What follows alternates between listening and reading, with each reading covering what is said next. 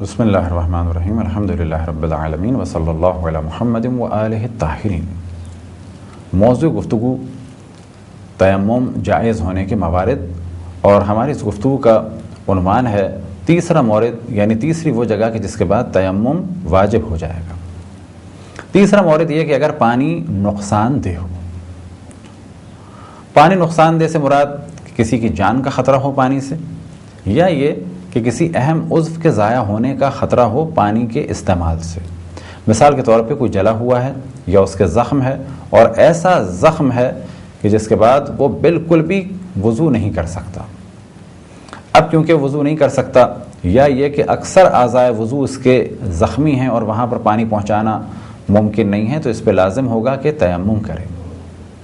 اسی طرح سے اگر کسی کی آنکھ کا پرابلم ہے اور وہ یہ جانتا ہے کہ ایک ہلکا سا قطرہ بھی آنکھ کے لیے نقصان دہ ہے، تو اس پر لازم ہوگا کہ یہ تیمم کرے۔ اب یہاں پر ایک خاص موضوع کی جانب توجہ رہے، کیا یہ ضروری ہے کہ ہمیں یقین ہو نقصان کا؟ تو یاد رکھیں، یقین کی ضرورت نہیں ہے۔ اگر تھوڑا سا بھی احتمال، لیکن ایسا احتمال کہ جو عام طور پر سمجھدار لوگ یعنی عاقل لوگ وہ احتمال دیتے ہوں، اگر ایسا احتمال ہو نقصان کا، تو ایسی صورت میں تیمم کرنا ہوگا۔ اب اس احتمال کے بارے میں چند مثالیں دی جا سکتی ہیں۔ فرض کریں کہ ہمیں 101 بخار ہے اور ہم یہ سوچیں کہ اب ہم وضو نہیں کریں گے، تیمم کریں، تو یہاں پہ کہا جائے گا کہ بخار میں تو ویسے بھی پانی فائدہ مند ہے، اور اگر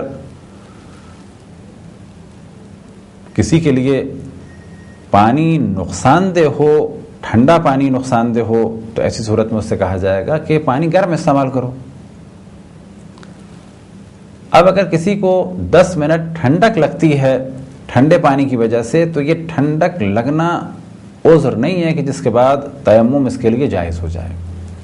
ہاں، اگر کسی کے لیے یہ ٹھنڈا پانی جان جانے کے خطرے کا سبب ہے یا اہم ترین ایک نقصان کا سبب ہے، اور یہ ایسا نقصان ہے کہ جس کے بارے میں عام طور پر احتمال دیا جا سکتا ہے، یعنی عام طور پر لوگوں کا خیال یہ ہے کہ اب وضو کے بعد یہ نقصان ہوگا، تو ایسی صورت میں اسے تیمم کرنا ہوگا۔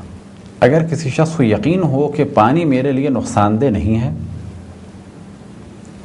اور وہ پھر غسل کرے یا وضو کرے اور بعد میں پتہ چلے کہ پانی اس کے لیے نقصان دہ تھا، تو اس کا غسل بھی صحیح ہے، اس کا وضو بھی صحیح ہے۔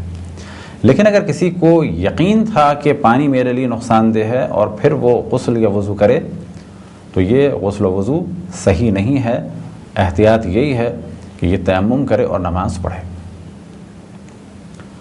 اسی طریقے سے سوال کیا جا سکتا ہے کہ کسی کے لیے پانی کا استعمال نقصان دہ تھا،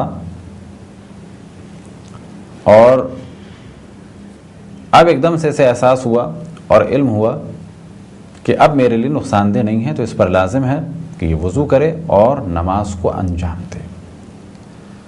یہ تھا تیسرا مورد تیمم کا۔